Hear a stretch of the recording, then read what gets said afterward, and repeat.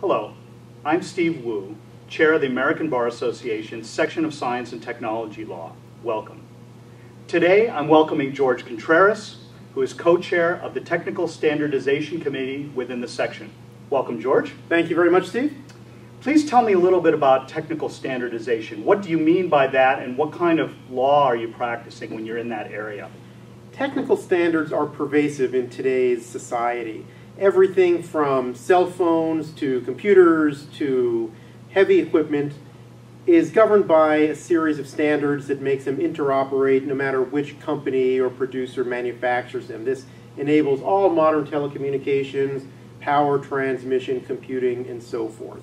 Obviously, creating the standards is a job for engineers, and there are engineers who do nothing but that. Lawyers get involved, however, in a number of ways.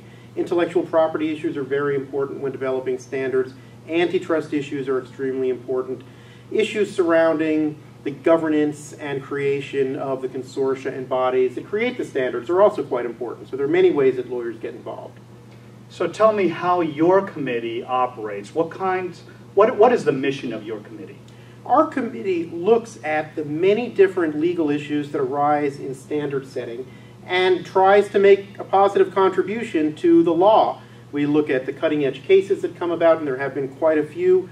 We look at governmental policy recommendations, both in the U.S., the European Union, and China. We respond to requests for policy comments from these different organizations based on our members' views. And we also prepare educational materials. We, a few years ago, prepared a book, a policy manual for technical standards organizations, all about intellectual property and what needs to be looked out for when standards are being created. Well, Jorge, thanks for that. That gives me some idea of some of the projects that you've done in the past. Tell me what you have on the plate for the future. What's upcoming in your committee? We have a number of projects upcoming. In fact, tomorrow or very soon thereafter, we will be releasing a set of comments to the National Institute of Standards and Technology in response to a request for information that they put out. We have publication projects in the works, a possible update to our book on patent policies, and a potential new publication on trademark and copyright policies in the standards area. We monitor cases, and again have been quite involved and are thinking more and more about teleconferences and educational programs, looking at what's going on abroad, again, especially in the European Union and Asia. If I were a new lawyer and I was interested in getting involved in your committee, what kinds of work could I do if I wanted to do some of your projects? You could get involved in almost every way. Our committee is very open. We have a listserv by which we communicate to everyone. Generally, we put out open calls for participation. So if you're interested in policy, for example, the European Union created recent horizontal guidelines for collaboration among competitors. If you're interested in that topic, you would have been free to join our working group and help prepare the comments that we submitted to the European Union. Same thing with our comments to NIST. If you're interested in writing articles or researching the law, we have outlets for that kind of work as well.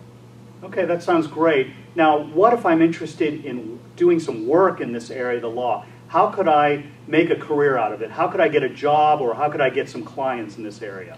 So there are two general categories that I'll talk about. One, the smaller category, is lawyers who really do spend their entire career working on standards matters. And these lawyers typically work inside of large companies that have big standards groups, Microsoft, Cisco, Motorola, companies whose entire businesses revolve around standards. And each of them has an in-house standards group that is staffed by lawyers and engineers.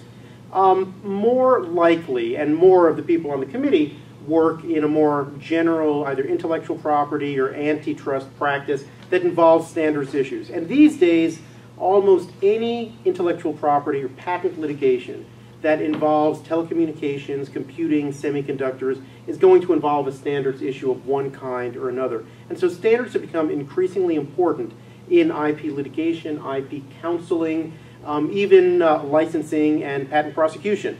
So having a knowledge of standards and how they work and what the legal issues are can help very much if you are a practitioner in any of those areas. You don't have to specialize 100% in standards work. And it sounds like if I'm a member of the committee, I'm going to get the information that's going to arm me with what I need to know to help get those kinds of jobs? Not only will you get the information, because we do publish it and we do have educational programs, but one of the most interesting things about our committee is that you'll be working with the leaders in the field. We really have reached out broadly in our committee and have attracted literally the leading lights in this area of the law, people who work at the largest companies, who are members of the major associations in the area, and the largest law firms that do standards work. And so you'll be working shoulder to shoulder with really leading authorities, and it's a wonderful way to meet people and to get your name known in what is becoming a very hot area of the law. So it sounds like one of the benefits that I would get as being a member of your committee is the networking opportunity that it presents. Could you please tell us some of the other member benefits that I could expect if I were to join your committee? Why should I join your committee? I think the networking is definitely part of it. The ability to participate and say that you participated right off the bat in submitting policy-oriented comments to different organizations and agencies throughout the world. You can tell your clients and your colleagues that you're at the cutting edge of this very important area of the law. And you can use it. You can publish papers and articles. People are happy to read them for you, give you feedback, and really promote yourself as an expert in the area. Well, that sounds great. So if I'm interested in joining your committee, how can I join?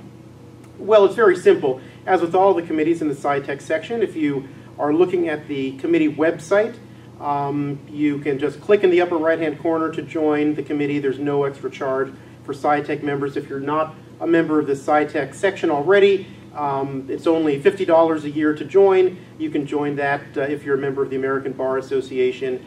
And once you're a member of the section, you're free to join all committees in this section at no additional charge. Well, thank you very much. There's a lot of useful information, George. I appreciate you sharing your time with us. Absolutely. Thank you for having me, Steve.